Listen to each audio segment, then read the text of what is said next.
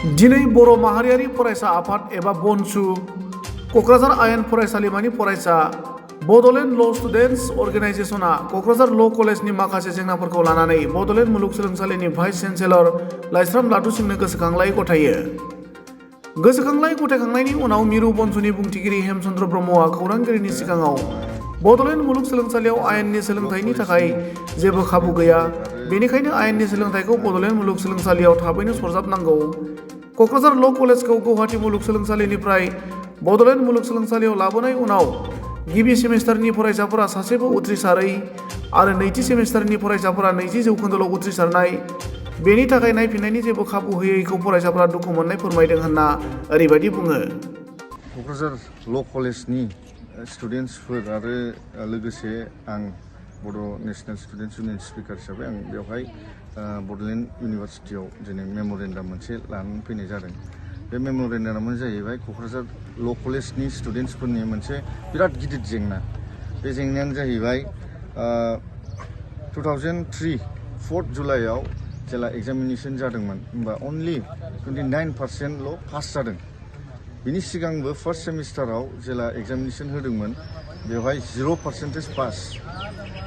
दिनै 2 इयार्स जाबाय क'क्राझार ल' कलेजखौ बड'लेण्ड इउनिभारसिटियाव एफिलिएसन खालामनाया, खिन्थु दिनैसिम 2 बोसोराव जेबो डिपार्टमेन्ट गैया, ल' डिपार्टमेन्टआनो गैया।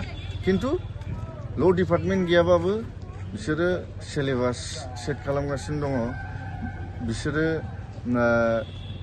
कपि कुइसन एन्सार स्क्रिप्टखौबो बिसोर चेकिं खालामगासिनो दं, कुइसनखौबो बिसोरनो सेट खालामगासिनो दङ। दा बार काउन्सिलनि हिसाबै बिसोरो सोलिदों होनदों दिनै जोङो भाइस चेन्सेलरजों रायज्लायबाय, खिन्थु बार काउन्सिलजों सोलिदोंबा डिपार्टमेन्टआथ' थानांगौ। बार काउन्सिलाथ' बुङाखै जे इउनिभारसिटियाव डिपार्टमेन्ट थानाङा होननानै, डिपार्टमेन्ट थानांगौखौ बे बुंथारदों। आरो बार काउन्सिलनि गाइडलाइननि हिसाबै जे कुइसन सेटआप खालामग्रा मानसिया टिचारा बियो मिनिमाम LLM क्वालिफिकेसन जानांगौ आरो कुइसन चेकिं खालामग्रा मानसियाबो टिचाराबो कुइसन इभालुएट खालामग्रा टिचारा मिनिमाम LLM पास जानांगौ। खिन्थु दिनै बिदियानो गैया, डिपार्टमेन्टआनो गैयाबा मा LLM टिचार थानो बेवहायलाय। आरो जोंनि क'क्राझार ल' कलेजनि एन्सार स्क्रिप्टखौ अफाय थाङो होननानै जों सोंदोंमोन इभालुएट खालामनो थाखाय। बिसोरो होनदों दस्रा कलेजाव फाथायहरो, हयथ' बेंगलाव फाथायहरो, हयथ' बबेबा गोजानाव फाथायहरो होननानै बुंदों। दा जोंनि एन्सार स्क्रिप्टखौ बेंगलाव फाथायहरबाबो इउनिभारसिटियाव जोङो बेखौ रिभुलेट खालामनो थाखाय, रिचेक खालामनो थाखाय जों मोननांगौमोन एकर्डिं टु दा UGC गाइडलाइन अर बार काउन्सिल गाइडलाइन।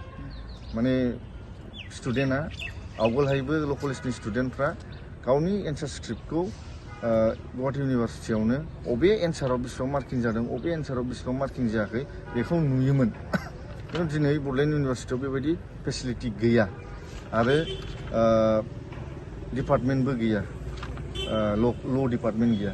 दा जोङो बे जेंनाखौनो जोङो बेवहाय जोंनि स्टुडेन्टसफ्रा जे प्रफेसनेल स्टुडेन्टस, ल'नि प्रफेसनेल स्टुडेन्टस, बिसोरो एकाडेमिक स्टुडेन्टस नङा जे अबेबा PhD खालामफैनाय, अबेबा MA खालामफैनाय एकाडेमिक लाइनजों थांनाय नङा। बे जाहैबाय 3 इयार्सनि थाखाय प्रफेसनेल कर्स।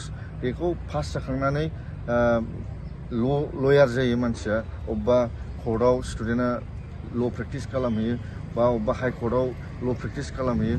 दा 3 इयार्सनि प्रफेसनेल कर्सखौ बेफोरबायदि एक्सपेरिमेन्ट खालामोब्ला बे बिराद जोंनि थाखाय मोनसे दुखुनांथाव बाथ्रा।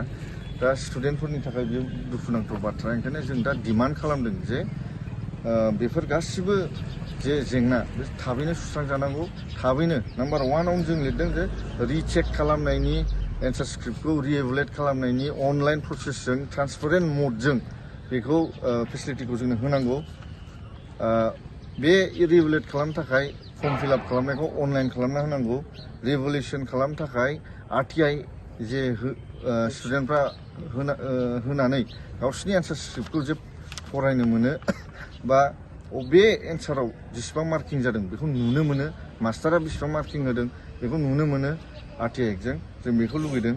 आरो एन्सार स्क्रिप्ट जे दा BTC आव ल' कलेजआल'सो मोनसे कलेज, दा बिनि थाखायनो जाहाथे कुइसना न' डाउट माबायानो LLM क्वालिफाइडानो सेट खालामनांगौ थिग बिदिनो एन्सार स्क्रिप्टखौबो LLM क्वालिफाइडानो चेकिं खालामनांगौ दा बिदिनो जुदि ल' कलेजानो खालामनानै आरो ल' कलेजानो जुदि चेकिं खालामबा बे मोनसे मोजां माबा जागोन जोंनि थाखाय उनाव जेला कलेजा बारायलाङो ल' कलेजेसफ्रा दस्रा डिस्ट्रिक्टसफ्रावबो होमबा बेफोरखौ इन्टार कलेज चेकिं खालामलायथों दा फिफ्थआवनो जोङो मोनसे आरोबाव डिमान्ड खालामदों जे इमिडियेट ल' डिपार्टमेन्ट सेटआप खालामनांगौ दा जोंनाव जाहाथे डिपार्टमेन्ट फैनानै फेकाल्टिसफोर फैनानै जे मोजां सिलेबास मोजां एन्सार स्क्रिप्ट माने चेक खालामनो हानाय बेखौ जों लुगैदों आरो गोजोन्थों